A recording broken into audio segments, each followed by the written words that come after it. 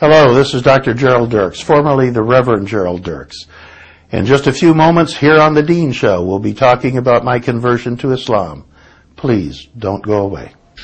Bismillah, alhamdulillah, assalamu alaikum, which is a greeting of peace. Peace be unto you. Welcome to another episode of The Dean Show, where we're here trying to help you understand Islam and Muslims. And when we come back, we have a very special guest who was a former Christian minister.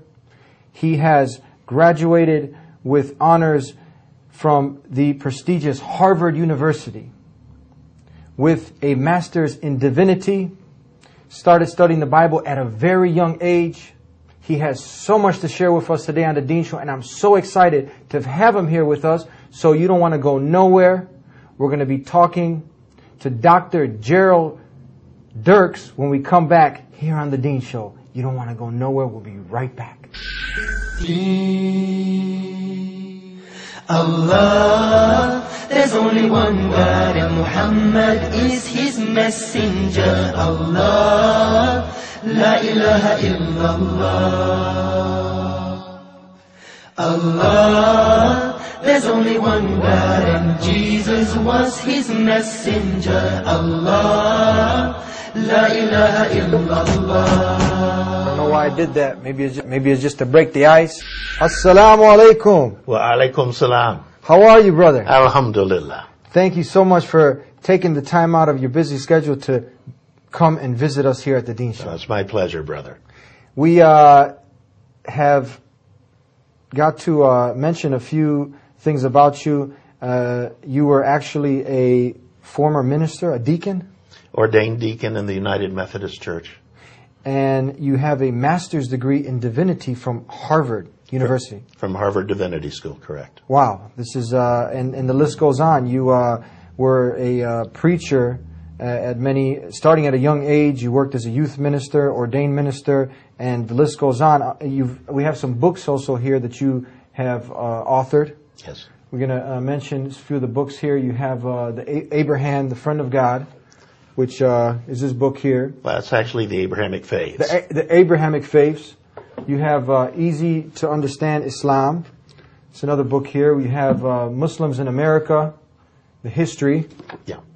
And you have Letters to My Elders in Islam. Yes. You have Understanding Islam. Now, you've written a lot of books on Islam. And The Crescent and the Cross. Yeah, The Cross and the Crescent. Yes. You like to write, huh?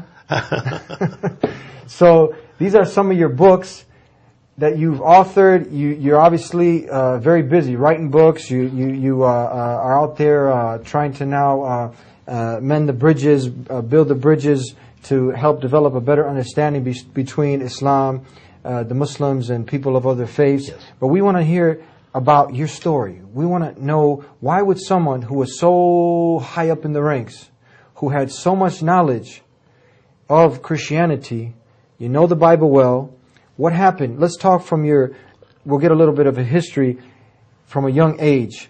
Talk to us. Tell us how you got involved in Christianity and your parents and etc. Sure. Actually, there's probably 4 parts to the story. Yes. And the first part would be sort of my journey into the Christian ministry. Yeah. The second part would be my leaving the ministry. Mm-hmm. Third part would be my years as what I called an atypical Christian. Yeah. And then finally, the fourth part, my journey into Islam. Mm-hmm. But you ask about the first part, which is my sort of journey into the Christian ministry. Yeah. I grew up in a small rural community in Kansas where the church was the center of community life. It was a small town of about 500 people. We had 3 churches. Every summer there were ice cream socials at the churches, chicken pot pie dinners, corn roasts, etc. And the churches really were the center of community life. And that was true for my family as well.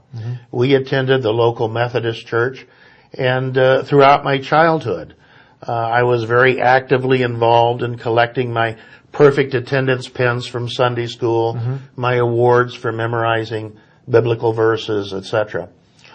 And so by the time I reached junior high school, I was already considering the ministry as a personal calling. And about that time, during the annual Youth Sunday, I was always selected to deliver the sermon. And word of that got around, and before long I was preaching at various other local churches upon occasion, at nursing homes, at various church-affiliated organizations, etc. How old was this at? I was probably about 14 when this started. Very, very young age. Yeah. And so I continued in that direction.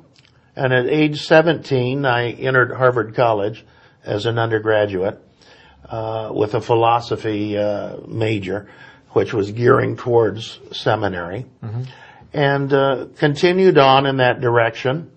In 1969, I received my license to preach from the United Methodist Church. In 1971, graduated as an undergraduate and entered Harvard Divinity School, which is a 3-year program leading to a degree in Master of Divinity. In 1972, I was ordained a deacon in the United Methodist Church, and in 1974, I graduated